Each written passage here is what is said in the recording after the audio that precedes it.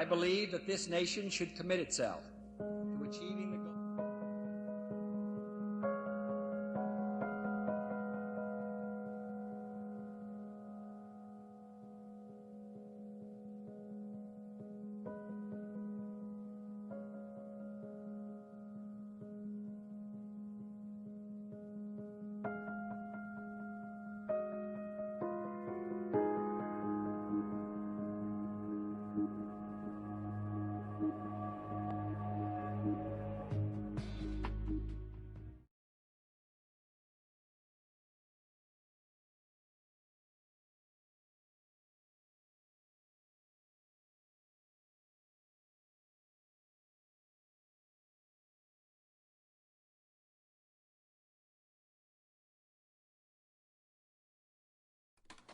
No man can fully grasp how far and how fast we have come. But condense, if you will, the 50,000 years of man's recorded history in a time span of but a half a century.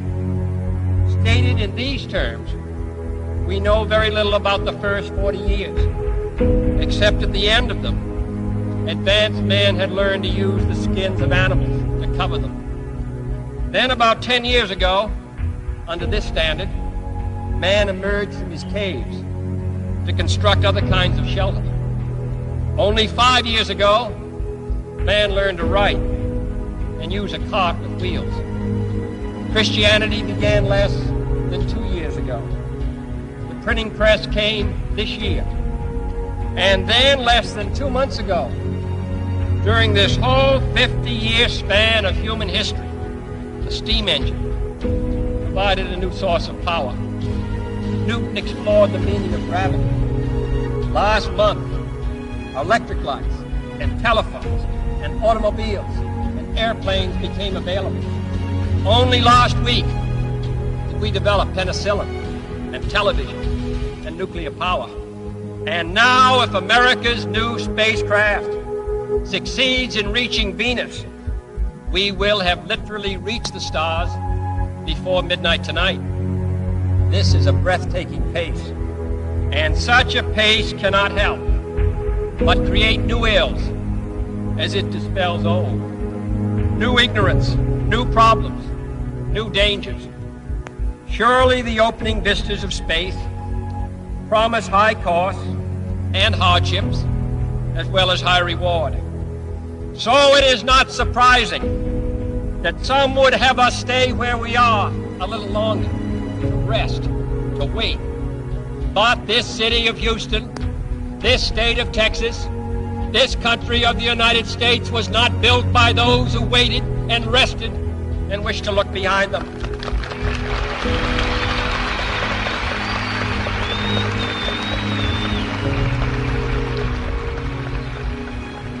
For the eyes of the world now look into space, to the moon, and to the planets beyond. And we have vowed that we shall not see it governed by a hostile flag of conquest, but by a banner of freedom and peace. The exploration of space will go ahead, whether we join in it or not. And it is one of the great adventures of all time. Those who came before us made certain that this country rode the first waves of the Industrial Revolution, the first waves of modern invention, and the first wave of nuclear power. And this generation does not intend to founder in the backwash of the coming age of space. We mean to be a part of it. We mean to lead it. Its hazards are hostile to us all. Its conquest deserves the best of all mankind. And its opportunity for peaceful cooperation may never come again. But why, some say, the moon? Why choose this as our goal? And they may well ask, why 35 years ago fly the Atlantic? Why does Rice play Texas? We choose to go to the moon. We choose to go to the moon.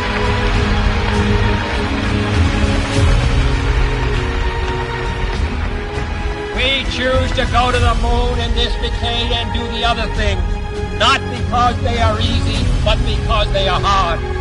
Because that goal will serve to organize and measure the best of our energies and skills. Because that challenge is one that we're willing to accept, one we are unwilling to postpone, and one we intend to win when the others do.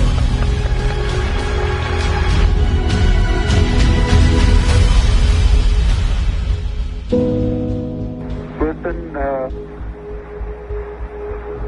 Tranquility Base here. The Eagle has landed. Roger, Tranquility. We copy you on the ground. You got a bunch of guys about to turn blue. We're breathing again. Thanks a lot.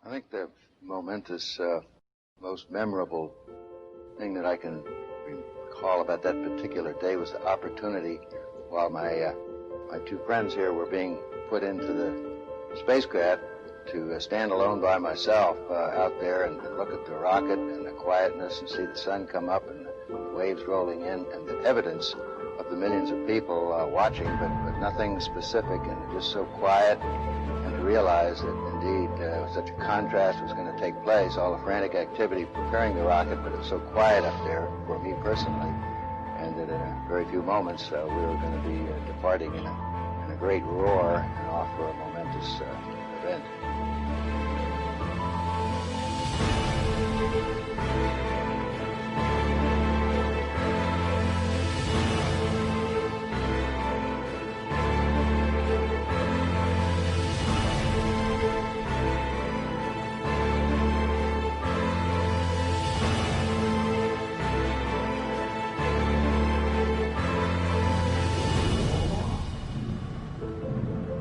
I thought we had a 90% chance of getting back safely to Earth on that flight, but only a 50-50 chance of making a successful landing on the first attempt. There's so many unknowns in that descending from lunar orbit down to the surface that had not been demonstrated yet by testing. It's a risk-reward equation, and you're able to accept a level of risk so long as it's commensurate with the reward that you will get by achieving the goal that you're after.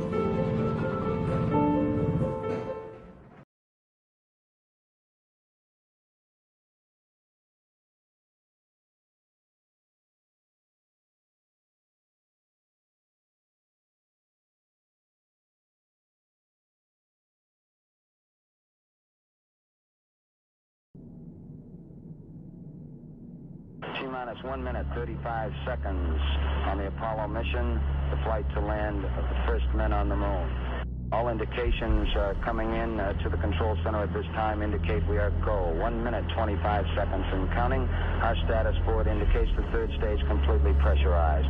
80-second mark has now been passed. We'll go on full internal power at the 50-second mark in the countdown. Guidance system goes on internal at 17 seconds, leading up to the ignition sequence at 8.9 seconds. We're approaching the 60-second mark on the Apollo 11 mission.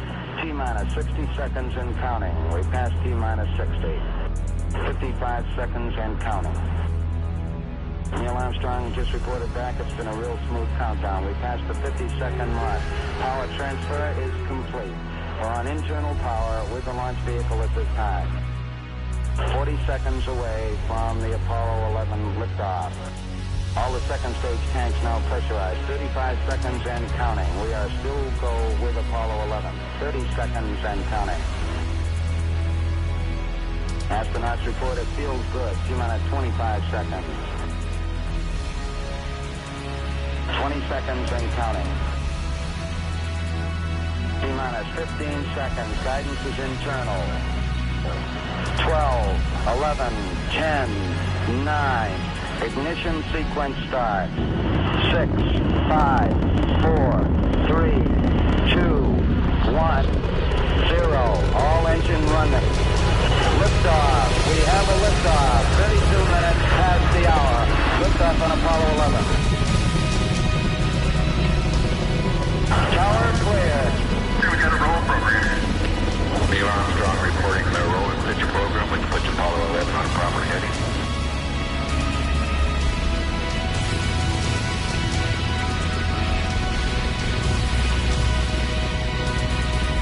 Plus 30 seconds. Roll complete and engine program.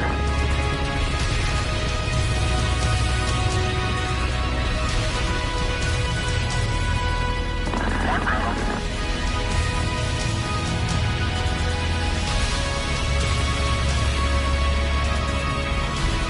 Altitude's 2 miles. All 11 Houston, you're good at 1 minute. Downrange 1 mile, altitude 3, 4 miles now. Velocity 2,195 feet per second. 11 Houston, thrust is go. All engines, you're looking good. Hi, Roger. You're loud and clear, Houston.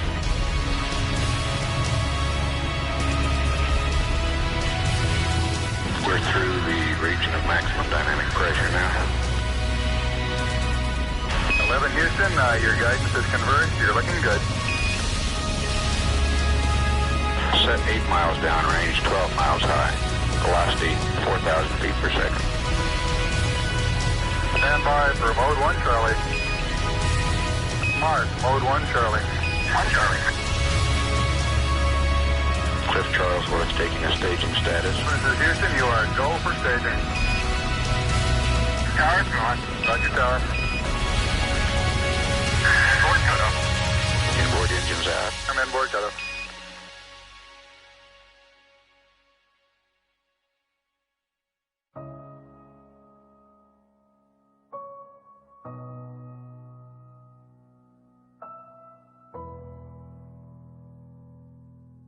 Houston, be advised the visual is go today. This is Houston, roger out. Yeah, they finally gave me a window to look out.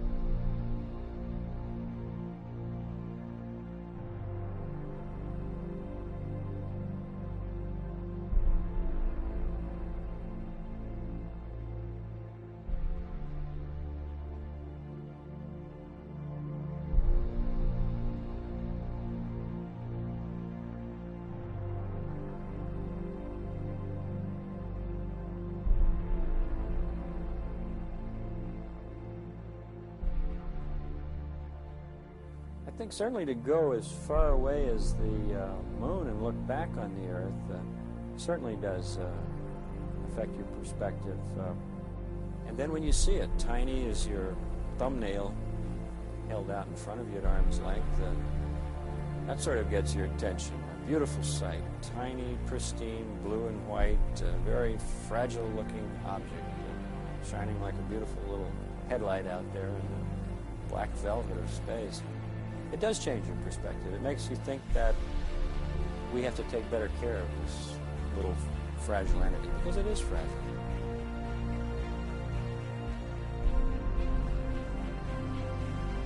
Apollo 11, this is Houston. Slightly less than 1 minute to ignition, and everything is go. Roger, Apollo 11's go.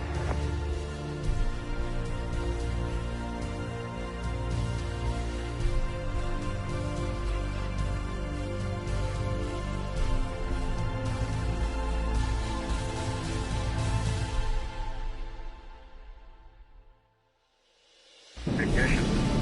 We confirm ignition and the thrust is go.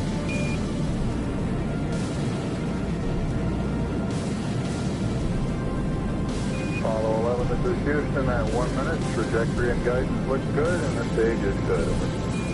Apollo 11, We're showing velocity 35,570 feet per second.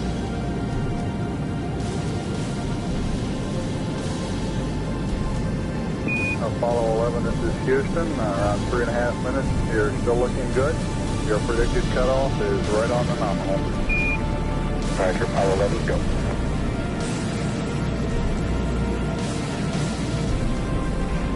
We're showing velocity 35,570 feet per second. Altitude 177 nautical miles.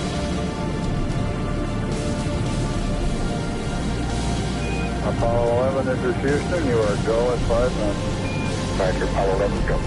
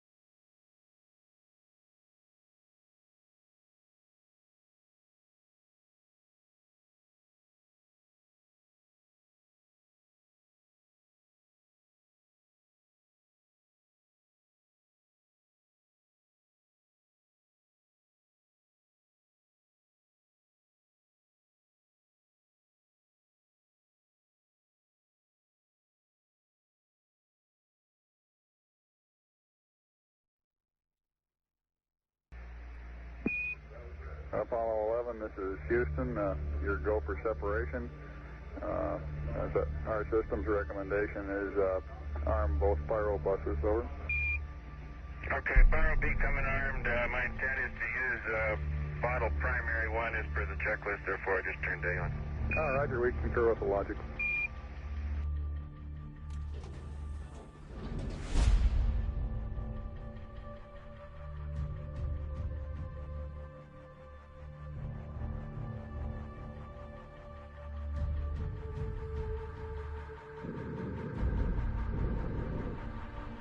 All right, Neil, we need to rotate the spacecraft now.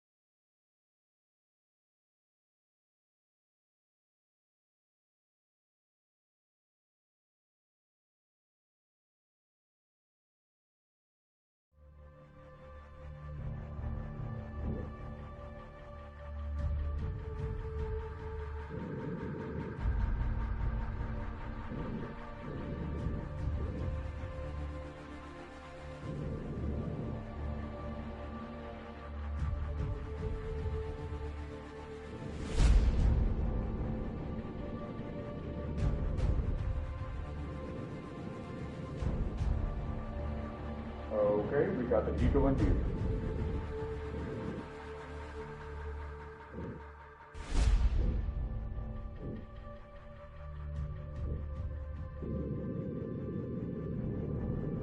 Moving forward.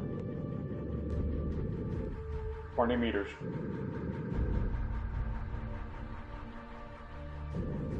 15 meters. 10 meters. Fast. 8 meters.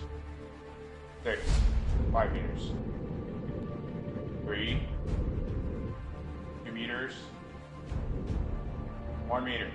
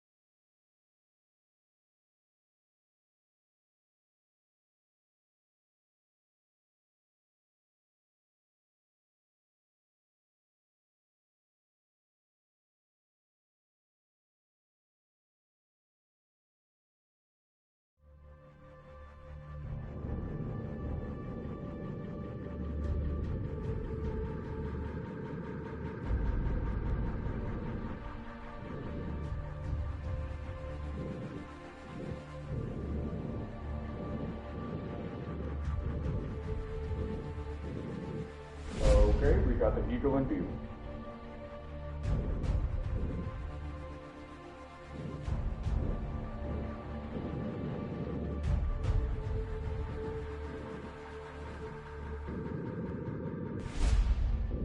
Moving forward. 15 meters. 10 meters. Fast. 8 meters. 6. 5 meters. 3. 2 meters. 1 meter.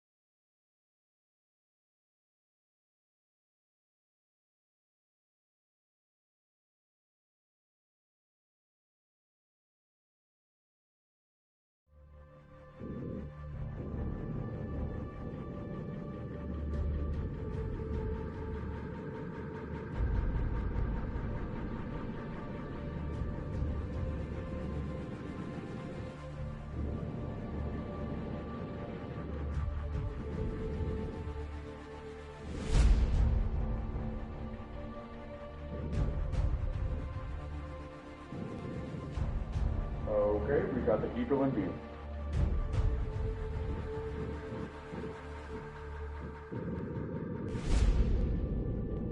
Moving forward.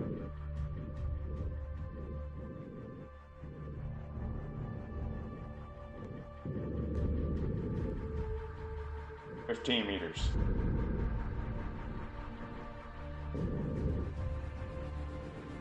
10 meters. 8 meters. 6. 5 meters. 3. 2 meters. 1 meter. And capture.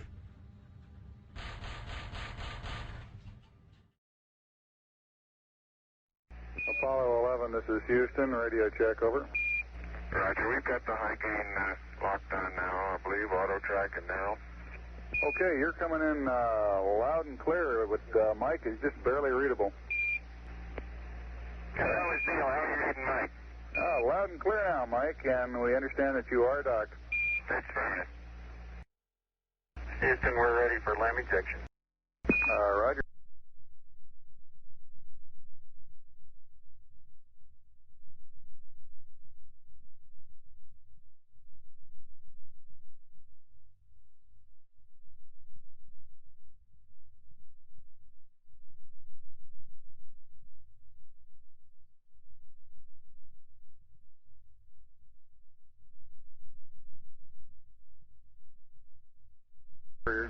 Columbia, Jackson. Thank you.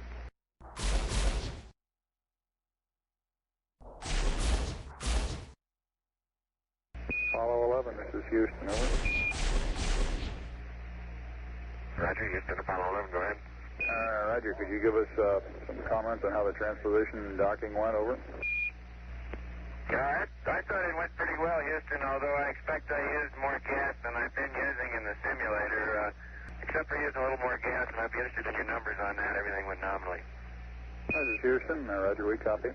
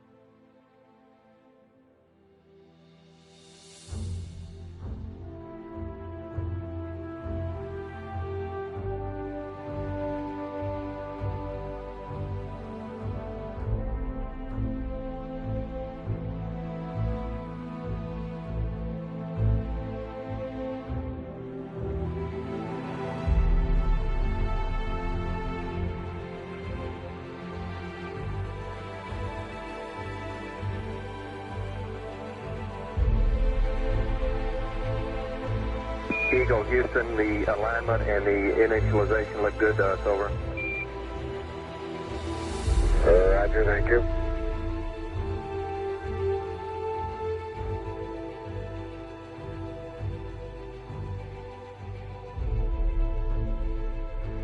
Eagle, Houston, would you have Columbia go to the high gain yaw 0 pitch -20, over?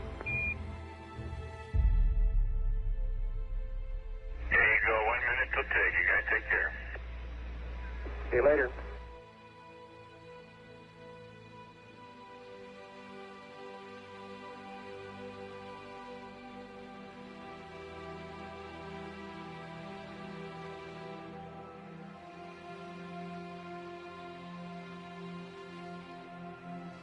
Apollo 11, Houston, we are go for undocking, over. Roger, understand.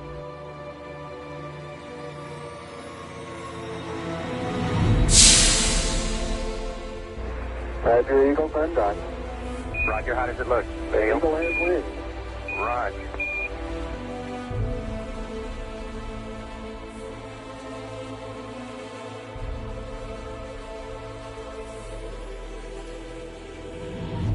Eagle, Houston, we see you on the steerable, over. I do believe you got thrusters on board that vehicle. Okay, you've got it. Do it, native.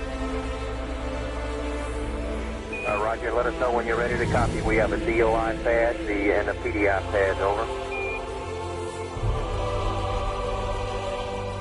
Guidance says we're go.